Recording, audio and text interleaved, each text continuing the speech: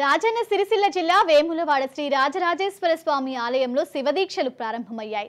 శివస్వాములు శివనామ స్మరణతో ఆలయం మారుమోగింది. ఆలయంలోని అభిషేక మండపంలో ఆలయ ప్రధాన అర్చకుల ఆధ్వర్యంలో దాదాపు 300 మంది శివభక్తులు శివుడి మాలధారణ ధరించారు.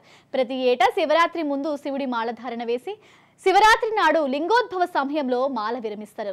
అయితే దాదాపు 32 సంవత్సరాల నుండి ప్రతి ఏటా శివుడి మాల వేసుకోవడం ఆనవాయితీగా వస్తోంది. మానవుడు భగవద్దీక్ష కలిగి ఉంటే అరిష్టాలు తొలగి సిరి సంపదలు సుఖ సంతోషాలు కలుగుతాయని భక్తుల విశ్వాసం.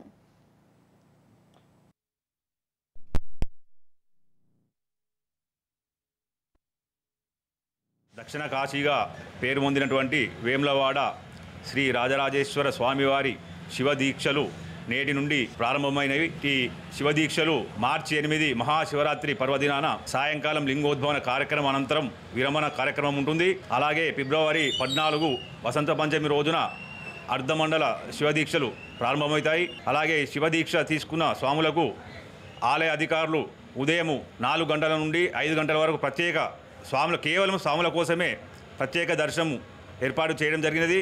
దీనికి గాను ఆలయ ఈవో గారికి శివదీక్ష సేవా సమితి తరపున కృతజ్ఞతలు తెలుపుకుంటూ, అలాగే శివదీక్ష స్వీకరించిన స్వాములకు ప్రతిరోజు ఉచితంగా అన్నదాన కార్యక్రమం కూడా ఏర్పాటు చేయడం జరిగినది.